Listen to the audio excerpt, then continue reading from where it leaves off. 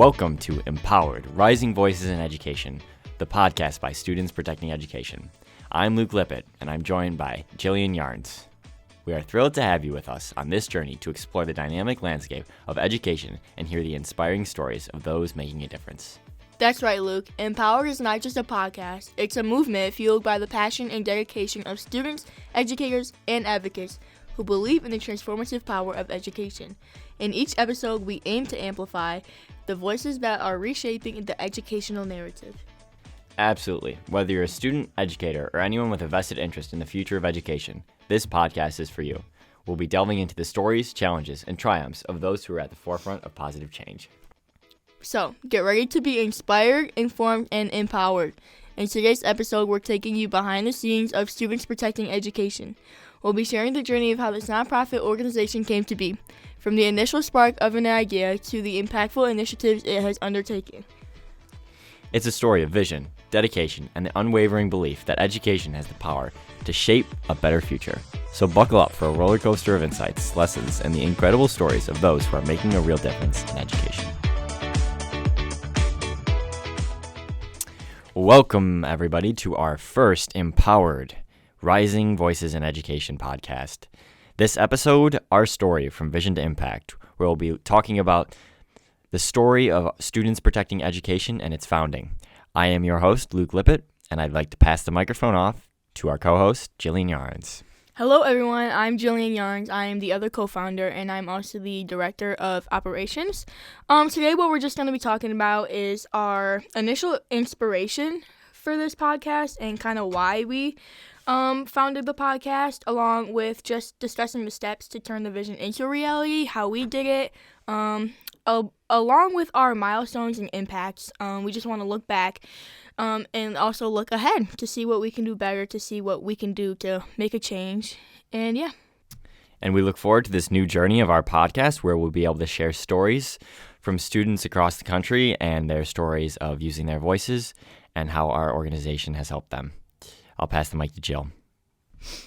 I actually just want to talk about how we started our organization. I think that's important for the people who are new. And yeah, Luke, do you want to start us off?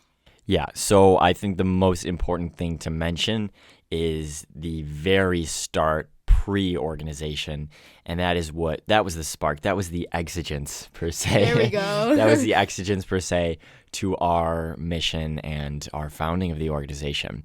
And that was a school board meeting in October of 2022. Right? 2022 was last year, yeah. Wow, that's crazy to think that it's almost 2024, and this was in 2022. I had attended a school board meeting for the Orchard Park Central School District because it was a Tuesday night. I had nothing better to do, and I'm a nerd, and I thought, hey, how about I go to a school board meeting? Long story short, pretty boring meeting, as school board meetings tend to be. Lots of procedural business.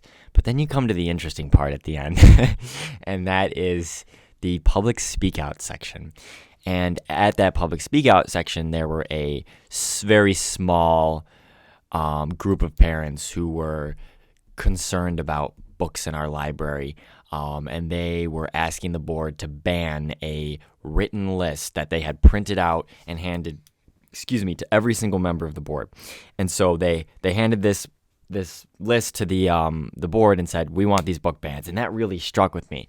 Not only, this isn't just happening in the South and, the deep red conservative South. This is happening in Orchard Park, New York. This is happening in Western New York, up in, what you call the pretty progressive North.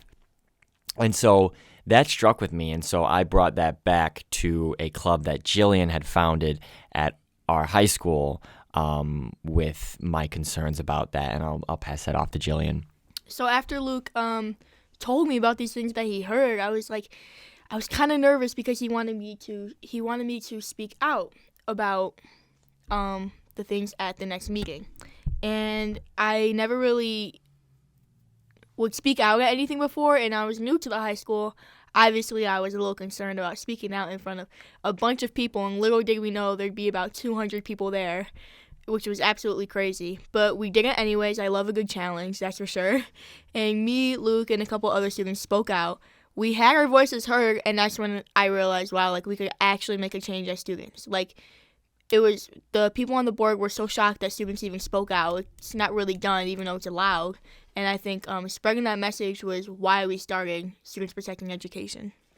Yeah, so Jill is referring to when we decided to speak out, and that was a decision that we made as a club. This is Racial Equity Alliance, a club that Jill founded, like I said. We decided, okay, a group of us are going to go to the next school board meeting, and we're going to speak how we feel about these book bans. And so we did that. A group of us went to the school board meeting in November. It was actually the midterm election night. I remember that vividly. And we spoke, and we said, these books should not be banned. These books are safe spaces for kids. These books are necessary for the inclusion of all students, and we made our voices heard. And every single member of the board complimented us and told us how appreciated we were for speaking up as students. And so that was really the spark that really led us to found the organization. And so from there, what we did was it was the Buffalo snowstorm, right? The first one, the Thanksgiving storm. It was like the last week of November. We had off of school and we were so bored. We literally did not know what to do with our time. So, as average teenagers do, we created a website. Yeah. So we were like, okay, let's make at first it was, okay, let's make a club. And then my thought was, that's kind of a tedious process, and it's very small and localized to just the school community. And so I was like, how about we form some sort of group? It doesn't have to be too formal, but let's form a group. And we decided, okay, let's make a name and a website. And because I'm a perfectionist, I'm a neat freak, and I wanted everything to be pretty organized and official. If Jill could tell you anything about me, it's that I'm sometimes maybe a little too official. Just a little, yeah. And so I decided I was like, okay, we're doing a website. We paid for it out of pocket. It's very expensive up front, but it was worth it. And we came up with the name Students Protecting Education. And that's been our name for the last year and a half, and not year and a half. Almost. I mean, we're over a year. Over a year. So yeah, we've stuck with that name. It's became our pride and joy, our name and brand. And it's something I'm extremely proud of, and I think Jill could say the same. So yeah, that's how we initially started. And Jill, what were the steps from there that we took?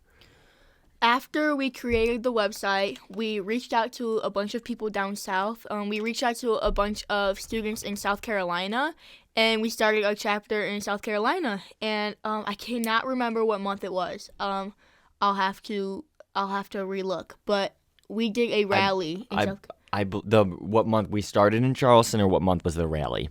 Yeah. Wait, which one are you referring? I'm talking about which month the rally was. Oh, geez, the rally was in February or March. It was early 2023. Yes. And we did a rally for South Carolina, and that was really big. I mean, it made national news. Our brand was spreading. Word was getting out, and then in May, we decided to endorse a couple school board candidates that we thought were fitting for their job, obviously. And that created we got a lot of recognition for that as well. So yeah. Yeah, so I think that's a whole I could talk for hours about that school board race, and I think we'll get to that later. And I'm glad you bring that up, because that's probably one of the biggest things that we've done as an organization. For sure. But I'd just like to bring it back to that initial period of us founding. And so we had kind of an unofficial group. We had a website. We took some photos with our friend's camera. Yep, we had a nice camera that we took some professional photos with. We put them on the website. We started making TikToks. TikTok was where we blew up, and I have to take the credit for that. Yes. That was my idea. Luke was very against it. He wasn't very I don't think we're going to reach out with that type of social media, and he was very upset when our first TikTok didn't blow up. And then I remember him texting me 3 hours later. He goes, "Hold up, Jill. We're getting likes and views and stuff." And Yeah, it was definitely See, a great way to reach out. I've never been a big person on social media. I don't use it too often, and so, from my perspective, it just wasn't something that I thought of, and I'm so glad that we had Jill to really push for that, because I was not pushing for social media. She really pushed for social media, and after a little while, we really saw the impact of that. And I would say, other than our news article that got released in the summer, which I can get to later, TikTok's probably where we raised more than half of our funds. Oh, absolutely. Grassroots. We're almost at 10,000 followers. Yeah. On TikTok. Yeah. We had 10,000 followers, and I think I know we've made around $15,000. That's just grassroots. And so, yeah, TikTok was big because not only were our videos being pushed out and people were liking them, other people were duetting and stitching them. And they were they were boosting it, and they were saying, hey, donate here. These kids are doing great things, and then people were donating from there. And so it was eye-opening to me, because I had never really firsthand witnessed that much power in social media, and it was great to see. So I'm very grateful that Jill pushed for that. So social media was big in our founding. Other than that, it was super helpful to have support from the community and from community members.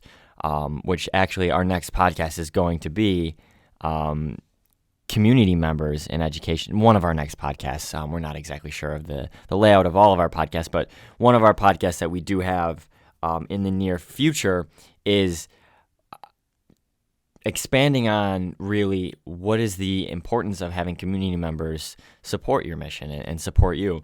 And so what happened with us was, after we heard of these books, after I heard at the meeting of these books asking to be banned, I got a petition on Facebook from members in the community standing up against book banning. It was, please sign this petition if you support books, and ask the board not to honor this request to ban books.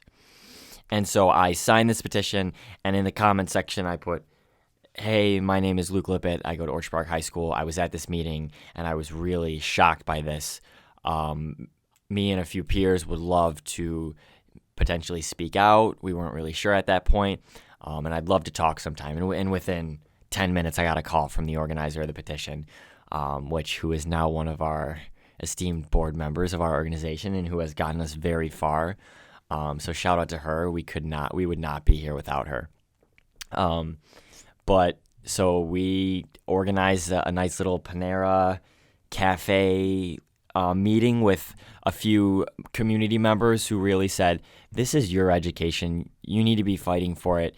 We can give you anything you need to help you succeed. But, if you're going to speak out at this meeting, speak from your heart. We're not going to tell you what to say. It's going to have to come from your heart. And that really struck me. And so we decided, okay, we're speaking up at this meeting, and we did. And Jill already talked about all the board members were super happy that we spoke out, and that's kind of what empowered us to really be able to see students beyond our community. I think it's also really important to add the fact that the board decided to create this thing on the parent portal where parents, if they didn't want their kid reading a book, they could just insert it there, and they wouldn't be able to check it out. It's kind of a win-win situation, and absolutely nobody has filled it out. So I just think it's really funny that these people say they're so inspired and that they want to fight for this. They want to fight for book banning, but they don't go through with it. Yeah, I think that really shows you their true intentions. I think it's really like a culture war, and it's not that they care about what their kids are reading and what their kids can access, but really what other people can and can't access, and what ideas other people can consume and think. Absolutely. And so I think, I don't want to get too much into the culture wars, but people are misinformed and they're uneducated about these topics and how important they are. And, people are being fed information from dishonest sources. And so I think that's something that we need to, as a community fighting for diversity, equity, inclusion, is fight for not fight for education, but fight to educate those who are uneducated. I totally understand why people who are against the woke movement and people who are for book banning, I understand maybe why they've been led to believe these things. They're out of fear and ignorance. The only reason that you would be against diversity, equity, inclusion, belonging, people feeling included into their society, children feeling accepted. The only reason that you would fear that is if you're being fed information that's leading you to fear that. And so I really sympathize with people who are led that way, and I think that is one of my biggest goals, is to have people understand why these things are so important. And I think sorry. Go right ahead. I think that's one of the biggest parts of our mission. That is our mission, is to educate these people. And I think spreading our mission and spreading the idea of our mission is our biggest goal. I think creating chapters is a great way to spread our mission, and it's definitely something that us as an organization have to work on more. And just making sure our mission of educating people is thorough and known, so that what needs to be done will be done. Yeah, definitely. And so, yeah, that's something that we're working to build a better organization and a better programs to educate people, not just empower students to fight for their education, but to also educate as well. Speaking of that, building our foundation is one of the biggest things that we have been working on, and kind of just seeing how things work and how things don't work. Mm-hmm. That's definitely a big part of founding an organization, I think, especially as 16 and you're 16? Yeah, thanks. Yeah. So as 16 and 17-year-olds, and we founded the organization when I was 16 and Jill was 15, so it's very, very difficult. Not difficult, it's a challenge to run an organization. I have 4 AP classes. Me and Luke both work jobs. Yeah. So it's sometimes hard to just find time, but me and Luke managed to do very well. Yes, definitely. And I think, like I said, as young people running an organization, we face those challenges and we face those problems, but we work through them, and that makes us better leaders, me and Jill, or Jill and I, sorry. And yeah, so we've had many challenges, and I think some of those challenges that we're still facing now are, social engagement on social media, engagement of current members, reaching out to members, developing new programs, getting people engaged. It's such a hard thing to do, and I don't think many people realize that if you're not running an organization, running a nonprofit, that it is so difficult to not only get people engaged, but then to keep them engaged. Yeah. It's very difficult to do, and so that's something that we're still working on, and I think that's probably our biggest challenge as leaders and organizers, is to keep people engaged. I know that there are people who agree with us and who agree with our mission and our goals. It's just reaching out to them. Yeah. Yep. And luckily we have tons and tons of great people who are helping us do these things, and we look forward to working with them in the future. But obviously we're always open to new people, new leaders, new team members, which is something that we'll talk about later in the podcast, who are passionate about the mission and who also think that they could contribute to our mission. So that I would say is our biggest challenge currently right now. And as well as, like I said, team members.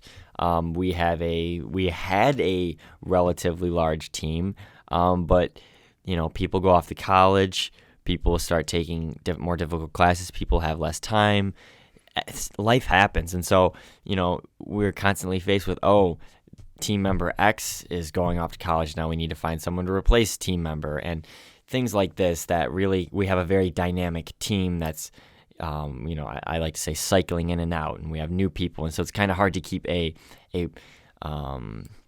process where everyone knows what's going on. So it's always something new for myself and Jill when we're running the organization, but we're kind of looking to get better as leaders, we kind of are always looking for opportunities to get better. And I think that's one of our biggest goals is to get younger people involved. Me and Luke are going off to college next year, which is so crazy to even think about. So obviously me and Luke will always be a part of the organization, but we're not always going to be able to run it.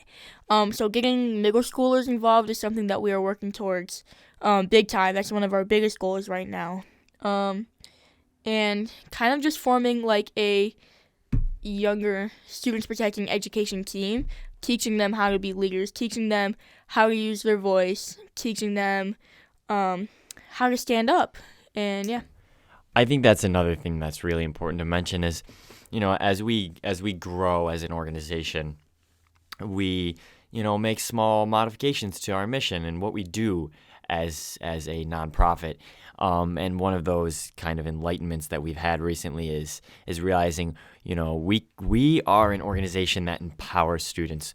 We are a leadership organization. We inspire students and young people to be leaders. And so right now, our team is working on a few programs that will allow students to better build their leadership capabilities and their leadership skills.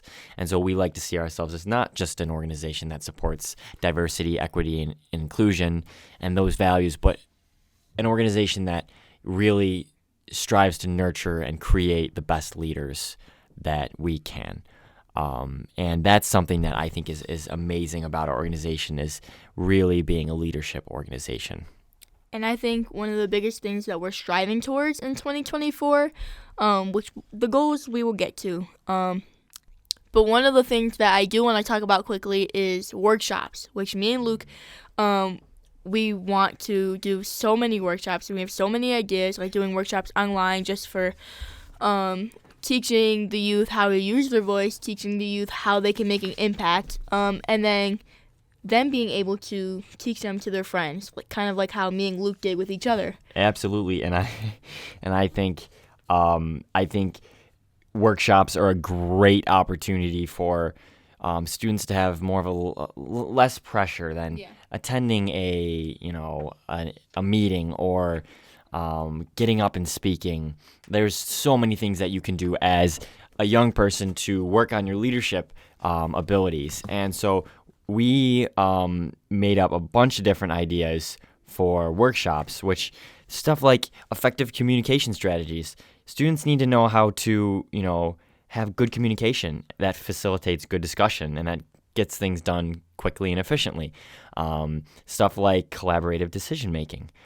People need to know how to make decisions, involving others, to enhance their skills. I think that's something that me and Luke definitely had to work on in the beginning.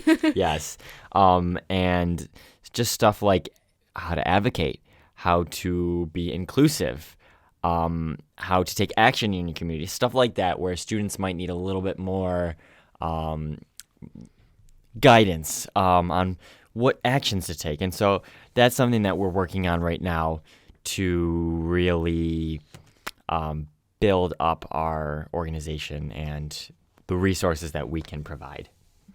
And I think another one of the big things that me and Luke, we've kind of talked about, we haven't really gotten into detail, but not only creating workshops for the youth, but also for teachers, and creating resources for teachers is one of the big things that we want to work towards as well. We want to kind of create, different like lesson plans for different age groups, teaching different things such as different leaders. Like in AP Lang, we started talking about Malala. Yes. And it's like, wow, like I read her memoir in like 5th grade, and or her autobiography, sorry. And then it's like, wow, like I kind of forgot everything that she's done for education. It's crazy to think about. And I think just reminding that these students about all these stories is very important. So that's also something that we are working towards. Absolutely. And I think all this is important that we're discussing about. These are kind of our looking ahead future goals. But I'd like to bring it back to what Jill, you brought up earlier in the podcast, and that was some of our milestones and our biggest impacts. And so I think our first huge impact that we had, and we've had lots of impact. I'd love to admit that we've had lots of great impact on not only our community in Orchard Park, but in communities beyond. I think the school board election is something really important to talk about, and that's a really good story, which started with the same people who were asking for books to be banned announcing their bid for school board.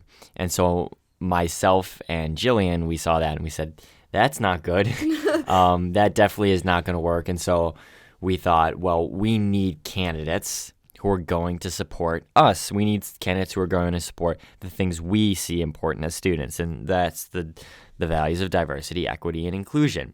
And so within in a few days, it was relatively the same period, was when another slate of candidates announced their bid for election for school board. And so we sat down with a group of students, our student board, and we said, who are these candidates? What do they support? And who supports us?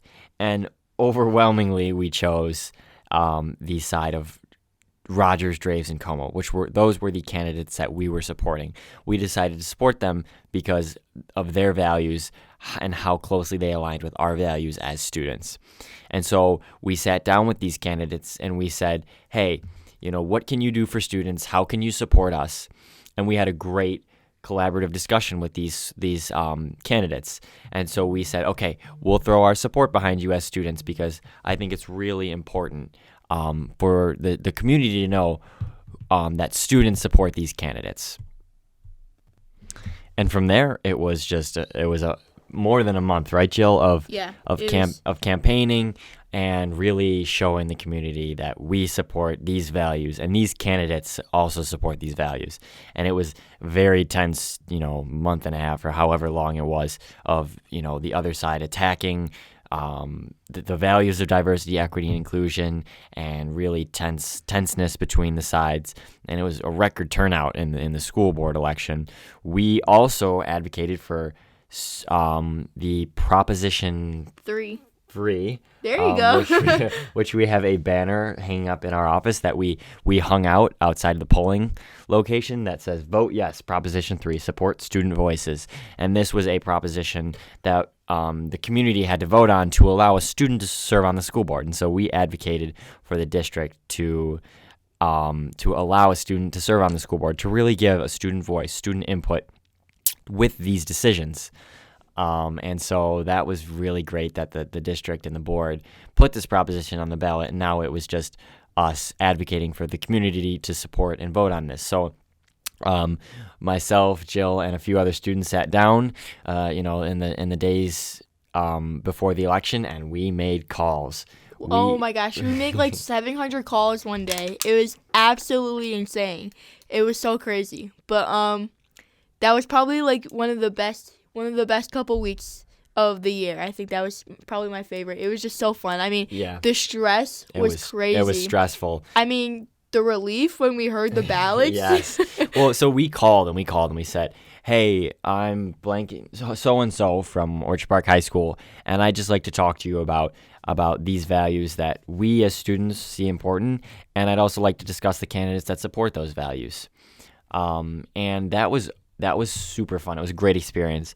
And then on election day, we went and we set up a tent. We had our banner and our Vote Yes proposition banner, and we talked to community members as they were making their way in and out from the polling station. And so that was a great experience. And we were there for hours and hours and hours. We were there all day. And at the end of the night, before I get to that, the day before the election, I believe, a reporter from Channel 2 News reached out to me asking me to interview right before the election. And so we went to the Orchard Park High School, and he set up a camera. I talked about the election, our organization throwing support behind candidates, why we supported these candidates, the values and everything. And then that played on the 12 o'clock news, 10 o'clock, 12 o'clock news, whatever. The 10 o'clock news, and then the next morning. And so everybody saw it. I had family members from all over reaching out about hearing it. And I had people at the polling place who recognized me. Oh, you were on the news this morning. And so it was great to get our mission and our values out there. And then while we were at the polling place, Channel 4 pulled me aside right at the doors of the high school to discuss the election and what had gone on that day so far. So as that all went on, polls closed at 9 o'clock. We went inside. We waited a good half an hour, and then the official ballots got read, and it was a sweep. It was amazing. It was the like best we heard the feeling first ever. one, and we just kind of like knew. Like there's 3 of them, I think, right? 3 or 4 machines. There's and 3 and 4, so they're pretty even with the numbers. statistically, yeah, they're. So like we heard the first one, we won by like what 2/3 majority or something like that. Yeah, our candidates won by I can't remember the exact numbers, but won by in relative. It was like 700 to 500 on the first ballot. I think they won by 800 votes altogether, Mm-hmm. which is a lot for a school board election, and The turnout was phenomenal. yeah compared I've to never seen anything like it for a school compared to other years and other districts. It was by far the highest turnout. And then Proposition 3 passed by a 3-4 margin, which is 75%. Or sorry, no, not 3 to 4. 3 out of 4? 3 to 1. Oh, It passed by a 3-1 margin. So yeah, it was great. It was probably one of the best moments of my life was hearing those numbers after all that work that we put into. We put months of work into supporting those candidates just for the fact because this was an election that meant it was life or death. Yeah. And it was either banning books or not because we had already had a school board member on our school board who supported book banning and who was vocal about supporting book banning. And this was 3 candidates, and we have a 7-person board. That meant the book banning majority would have been a thing if these 3 candidates won. So it was really high stakes. And so when we heard those results, we had such a relief because we knew that there would be candidates on the school board who supported students and the values that we as students see. So I'd say that's our biggest achievement so far, and that's really what we look forward to doing in the future is supporting the values of diversity, equity, inclusion in schools and on school boards to ensure that those values are maintained within schools, and if not there yet, to install those values. And having those having the news reach out to us the first 2 times led to a lady from the Buffalo News reaching out to us in the summer, and she wanted to do a story on our organization as a whole, and not just the election, which I thought was really great and really kind of her. And we sat down with her. She let us go into the office at the Buffalo News, which was so great. It was so amazing to see. The view was absolutely beautiful. And it was just great to see how the creative mind works, especially in their office. It was overall just such a great experience. And I think me and Luke are both very blessed to have had that experience. It definitely allowed us to spread to more people as well. I mean, that morning we got I think $200 in donations randomly. It was way more than that. It was? I think we made so after the article was published, which we didn't even know it was released at first. I could tell you the date of it. It was August 19th. Oh, thanks. It was August 19th. It was the last day of the fair. Yeah, it was. And I woke up in the morning about to go to a shift, and I remember getting a text from my grandma, my aunt, my mom. Oh my gosh, did you see this article? Because it was we did the interview. It was mid-July. Yeah, it was a month before. But she wanted to wait until kind of the school time, which made sense. Yeah. So right before back to school, just so it was more fresh in people's mind. And I would say within 2 or 3 days, we had made over $2,000 in donations from people seeing the article. So that was great. And special shout out to Barb O'Brien from the Buffalo News. She's always kind of been by our side as a news reporter since the founding of our organization. So we really would like to thank her for all the work that she has done. Yeah. Yeah. Yeah. So that takes care of our story. So I know we kind of went out of order, but we're going all over the place here. There's a lot to cover. I think we already discussed what we're looking forward to in the future. We will release our New Year goals as of the new year. So those will be all available for... Wait a minute. This podcast isn't being released in the new year. This podcast will probably be released the same time as our goals. Our goals will be released around the same exact time as this podcast. Because this podcast, if you're listening to this, it is either January 1st or it is past January 1st. Because our new podcast is starting as of the new year. So we're really, really looking forward to this new podcast and this new journey of our organization.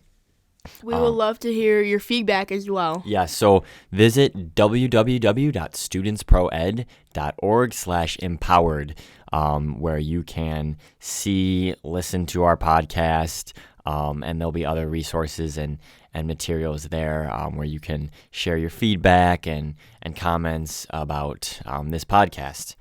And so I think from here we just summarize our journey. It definitely has been a great journey, a great learning experience. I cannot explain how much I've learned as a 16/17-year-old running a nonprofit. I mean, the amount of legal work that I've done. Yeah, actually crazy. I mean, we make connections to different lawyers. We make connections to different professors. We make connections to so many different types of people so far with so many different professions. And I just think it's so crazy. Yeah. And it really, I've learned how to file paperwork. I mean, with the help of a lawyer, was able to incorporate our organization. So we're a nonprofit. We have a CI. Oh, I'm gonna lose what's the term? It's a CIA, a certified internal auditor, on our board. And so she has a background in accounting, and she was able to help me. We sat down and we did the filing for our tax exemption status. So all of that has been done with the help of professionals and people who have done work for us. And so we've really just learned so much together as co-founders of this organization. And I think that experience is invaluable, especially at the young age that we're at. So I think that pretty much covers everything. I just want to thank everyone for tuning in to our first podcast and bearing with us through everything. I think we have a lot to share, and we have a lot to learn from everyone as well. And yeah. So I encourage you all to visit www.studentsproed.org. There are a myriad of opportunities for you all. Students, we encourage to become members. Contact us at info@studentsproed.org. My email is luke@studentsproed.org, and Jillian's email is jillian@studentsproed.org. Feel free to contact us anytime. We're always open. And any of our other contact information can be found on our website. So yeah, once again, thank you for listening, and we hope you'll join us on our next episode of Empowered, Rising Voices in Education. Thank you, and have a good night.